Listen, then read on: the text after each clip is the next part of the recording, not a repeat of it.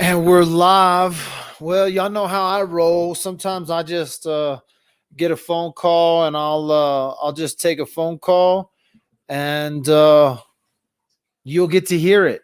And so had someone call in and kind of claim to be, I believe them. I believe I don't believe like they're just throwing stuff at me. So they claim to be from around where Letecia is from and kind of give a little insight into what and how this culture of where Letecia Stauch is from. And so I am going to play that phone call for you. I should have downloaded it beforehand. But they're going to give you just some insight into the, the kind of place Letecia grew up, the kind of, you know, culture of the people around there. They obviously have done their homework and done their background checks on Letecia's family. This lady happens to be a fiance of someone um, from the same area where Letecia grew up and got into true crime. You'll hear a little bit about it in the phone call. Again, you're just watching Dad with a phone. This I don't screen callers before they call. I don't listen to the recordings and I don't edit them. So unless for some reason there is a reason for me to edit them, I you can you can understand that this is happening real time at my house. So I'm my little daughter's in the background, my wife and them are working, so there's a little background noise. I probably tell my daughter, go out of the room for a second. I'm trying to get this phone call recorded, and it just comes at random. So you're going to listen to a little bit. It's going to give you a little bit more insight into who Letecia Stauch is. And that's what people want to know. How could a mother do this? How could someone do this? What have they been exposed to in their life that would drive them to do that? I also want to say that the caller doesn't know they're being recorded other than they're calling Dad with the phone. And some people may say, oh, that's wrong. Well, in the state of Colorado, it's a one-party state. So as far as recording this phone call, it's completely legal. Sometimes I tell people they're being recorded. Sometimes I don't tell them they're being recorded. This one, I just happened not to tell them they were being recorded. So you're about to listen to a phone call I just got. And it's about a 20-minute phone call. I'll come back on afterwards. I think it's like right at about 18 minutes. I'll come back on afterwards and we can talk through some of it. I'll be posting your comments to the bottom of the screen. So you can, if you want to make a comment and want people to read it, I may post it to the bottom of the screen. And so enjoy this phone call. We'll go from there. Like, she's from Robeson County, which is like Hope County. I think Ella, go. Roland, all those places. And it's part of the Long Tribe. It's in North Carolina. It's near the coast, near Myrtle Beach. It's about an hour and a half drive from Myrtle Beach. It's very rural. There's not a lot of roads that are paved. Okay. There's no big grocery stores or anything like that. It's a very small town. A lot of crime. Now, if you look at her ex-husband's obituary, you'll see a lot of names.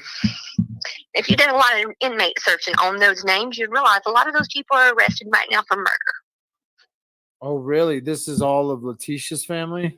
It's his family, but it's people that she was tied with. Okay. Now, you have to understand the bond and the family that they have. Like, it's I'm going to take it to the grave. Like, it's, they would go to jail. They would lose their freedom just to save grace with family members. Did you know any of these people? I don't know any of those people. None whatsoever. Now, my fiance, he knows some of them, knows who they are, knows that they are locked up and things like that. He does not know Tecia. Gotcha. He is a law clear, but he is not anything that they're not family or not. But he does know that, like, if he did not leave there, it was either they end up dead or in prison. Oh, really? It's one of those kind of places that Gotcha. everybody's involved in something illegal. What do you think happened in this whole situation? The money thing is a really big kicker for me. It's the kind of a thing that I would like to say. I don't want to speculate, and I don't want to, guilty until, but I'm a guilty person. You're guilty. I need to, because I don't know if you know anything about Greenville, South Carolina, but there was a woman not too long ago, several years ago, that she had strangled her 7-year-old son. Okay. And said it was a carjacking. I kind of got brought in the middle of that just because I worked with this woman. And so that was a whole nother thing. So now that just lets me know that, like, you can't trust nobody. You know what I'm saying? Like, you don't know what happens. And you don't know people's breaking points. Yeah. But the money thing. Ella, I need you to go in. They rob and kill people for $5 there. So a life insurance policy? Yeah. Because, see, like, my husband, his mother was sick, and his family found out she had a $50,000 life insurance policy. No one wanted to continue her on life support. Really? As soon as that came about, because you have to realize these people come from rice and beans. Entire families living in 2- and 3-bedroom houses. People sleeping on pallets in the floor. Like, you have to understand the level. It's something beyond anything that I've ever seen. Gotcha. Like, I didn't know people didn't have their own beds. And that might be something that I was just privileged and I grew up not knowing. But you know what I'm saying? Like, and just everybody supports, like, the bad and the evil. And like they say that there's like a curse over it. And they believe in a lot of working roots. Yeah, I know that there's some pretty, I don't know, we would call it backwards, very, rural places in that area. I didn't know that's where she was from and that's the way she was kind of in that and raised in that environment or not. Right, because that's what I'm thinking. I'm trying to look at the foundation of what she come from, and I'm telling you, these people don't believe that when you do crimes that you done wrong. Yeah. And it's so, like, they think that it's okay for 8-year-olds to do drugs. They think it's okay. Like, it's fine, and it's not. You know what I'm saying? Like, but there's nobody there to dictate it to make it where it's not okay. No, I bet it. Yeah, no, it sounds like just a pretty impoverished area that people just do whatever they can to survive. Right, and there's a lot of them. It's just they don't do anything. There's a lot of robbing. There's a lot of crime that goes on. Families. It's just they let the tribe take care of them, and they just, I don't know. It's very different. How did you end up following this case? It was really funny because a friend of mine, she does all the true crime stuff, and she was really following it. And she called me one day, and she was like, "I got a question," and I was like, "What is it?" And she goes, "You heard about that little boy Gannon in Colorado?" And I was like, "A little bit." And this was right around the time that Faye in South Carolina had come up missing, little girl that was taken from her front yard. So this was right around that time, and she was like, "Are any of these people is?"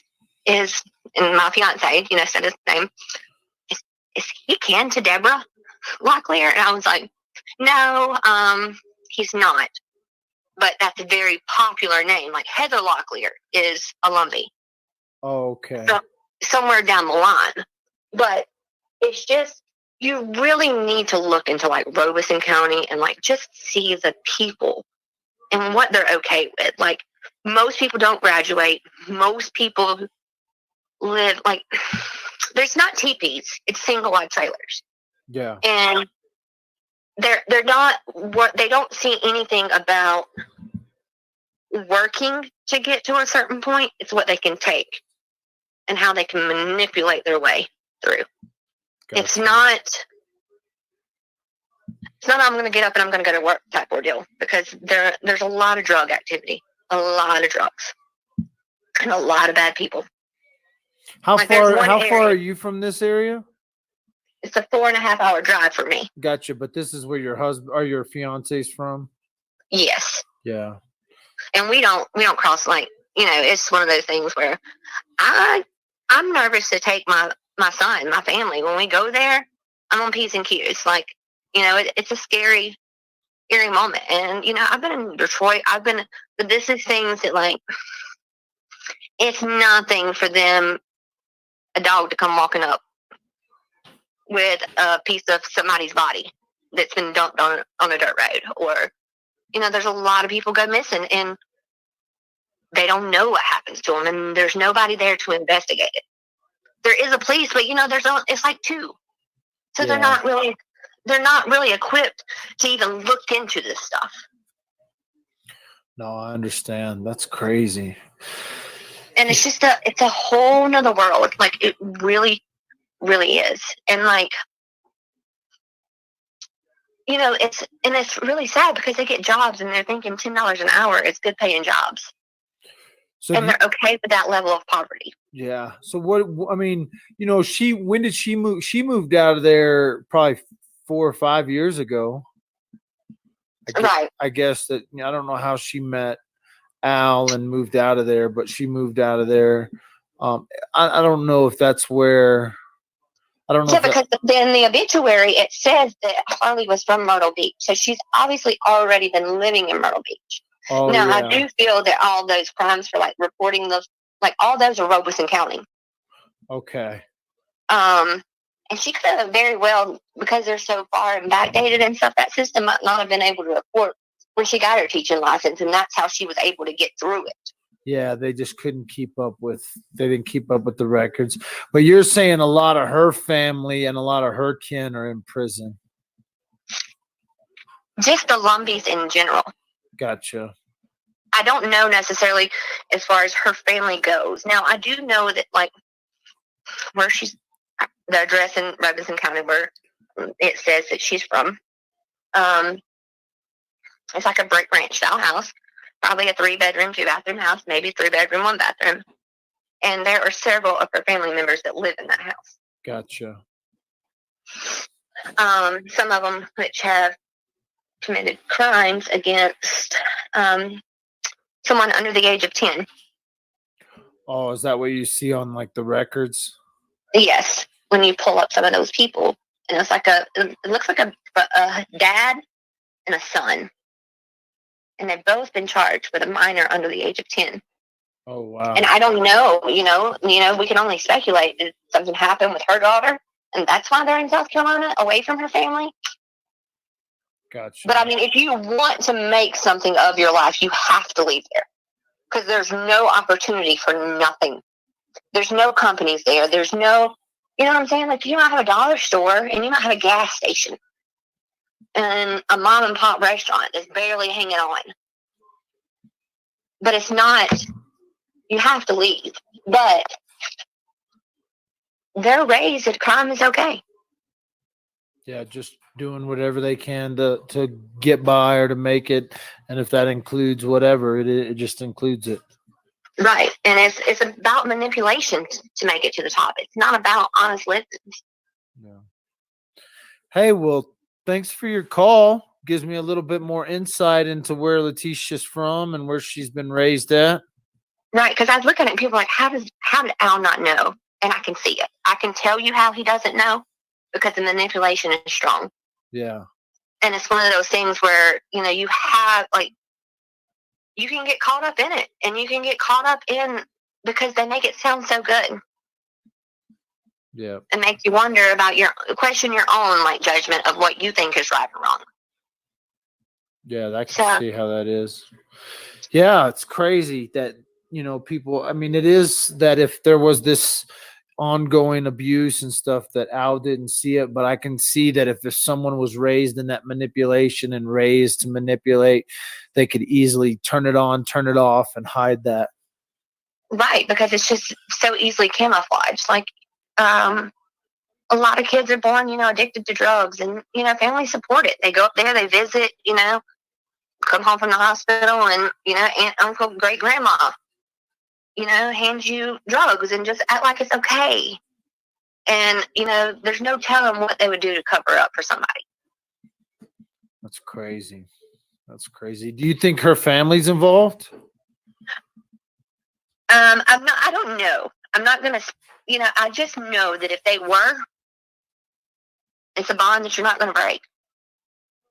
I'm just telling you. And then, like, it won't, like, whatever took place, she's not going to budge. She's not going to give up. She doesn't think she's wrong.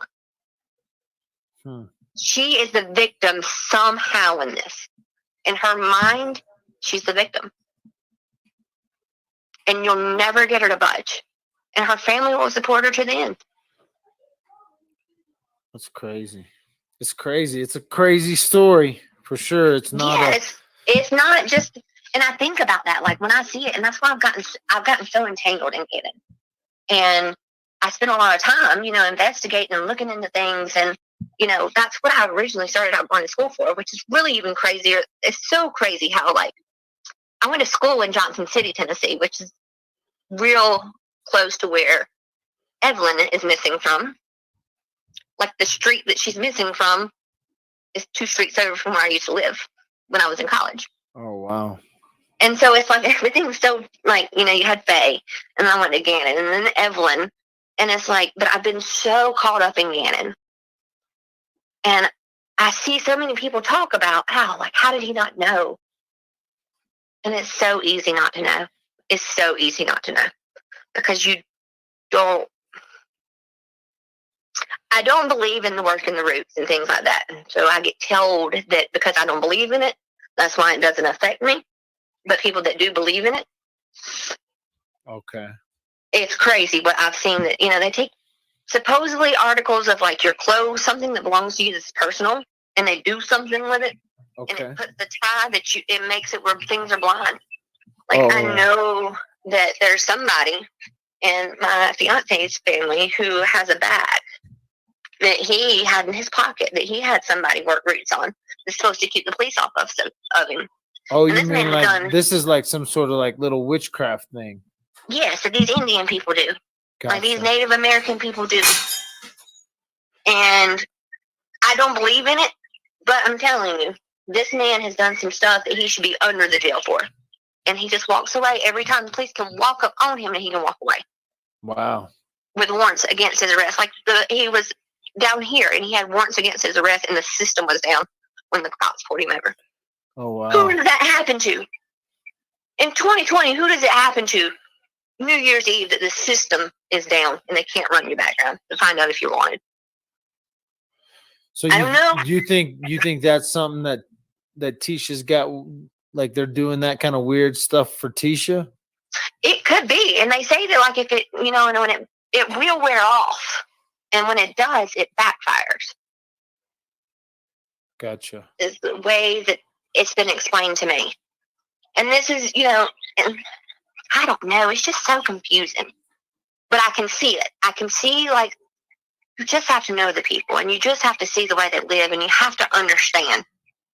And you can see so much of it. And it comes to life. But you just really have to think about it. You know what I'm saying? Like, you just have to. People are different.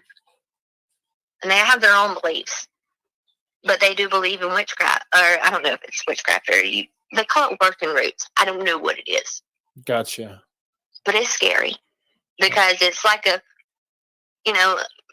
force that they say that you can't break upon. Once somebody does that to you, once one of those things have taken place, like, it can trap things bad to happen to you. They can wish bad upon you. They can wish you into a relationship and make you stay. And, like, they can wish good upon you, but when it wears off, it backfires. Gotcha. So it could have backfired on Tecia. Yeah. No, I understand. I'm tracking along with you. Hey, well, thanks for. And I know it seems so crazy, but you have to realize this is what these people think, and this is what they believe. And it may seem crazy to you and I, but that gives you a foundation of what you're looking at. No, yeah, it is interesting to understand a little bit more about where she comes from and kind of the culture of the area. And I think you definitely hit that on the button. It's kind of like not a backwards, but like just a rural kind of got their own thing going. Right. And it's, they don't have to worry about the law. So the law isn't something, and they can tell these absurd stories and people just believe it and they'll just go with it. You know what I'm saying? Yeah. And then they try to tell you the same stories and you're like, hey, this is the 20th century. You don't do that no more. Like, it's just different. It's really different, and you really just would have to know, like, to understand it. And I think if you do some research, you might could see like some YouTube videos and things like that, because they have like the Lumbee powwows the week of the 4th of July, and those are big things, but they're heavily mandated by police because of the crime. And like, you just can't be out there after dark, because then people start shooting and people start doing other crazy things, and you know, I don't know. There's just rumors of a lot of bad around there. They call it Hell's Half Acre. Oh, wow. That's the name of it, Hell's Half Acre. I don't know where they got the half acre from, because it's more than a half acre, but you know, it's small. That's what they started, and they just grew from there. Well, hey, thank you. I got some other stuff I got to get to, but thanks for the call. You're welcome. All right. Well, stay safe. You do the same. All right, we'll do. We'll talk to you later. Jeez.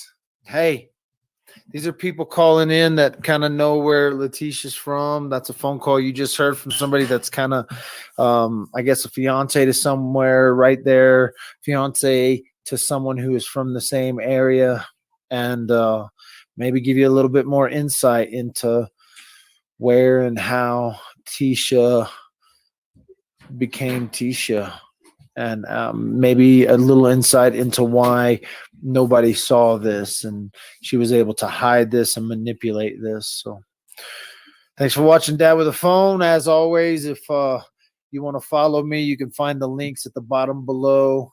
You can help out, throw money in the bucket if you want to throw money in the bucket at the PayPal below. Other than that, thanks for watching Dad with a Phone. This has been a phone call, just a random phone call to Dad. And you were there with me. We'll talk to you guys later.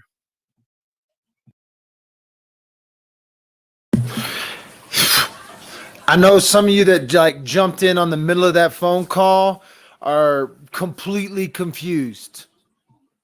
That's why you can replay. You can hit subscribe and like. You can do all those things. This video will be over. Hey, take it for what it is. It's a random call. It's obviously somewhere, like, nobody's going to deny that person and Tecia did not grow up in the same area. Like, some people thought that was Tecia talking on the phone. So that's why the record happened. That's why I showed it to you. I get a lot of random calls, and I don't play all the random calls for you. Sometimes when I have a random call like that, and I like how people like to criticize my freaking interview process. Listen, I might have looked bored. I was in complete control of that conversation the whole time. I tried to end it 3 times, and she went for another 3 minutes. So we got to let people talk, especially if you can sound exactly like Tecia and tell me you're from that same area. Check number 1, verification. I don't need any sources. I don't need anyone to verify anything for me. That woman was raised in the same area that Letecia Stauch was raised in. No problem. Verification number 1. Is that an authentic call? That call happened in the middle of my house, and I'm trying to get to where I could get. Push record happened. Boom, we're recording. So completely authentic, off the cuff, not planned. I don't have no script. I don't have some questionnaire that I put people through when they call me. So complete authentic call, complete authentication, part of the country this lady's from. And I know enough about this case to know that lady knew what she was talking about. And in that area, I don't go sleuth this stuff out, but when people send me information, somehow it just collects in my head, and I'm like, oh yeah, that's where she's from. Let me see what she knows. And so criticize my interview process, but you stayed watching this whole damn 30 minutes. So, hey, thanks for watching Dad with a Phone. And you never know what you're going to get. You never know what you're going to get. This is how we roll. Sometimes they just call me up and want to talk. And you never know who's going to call next.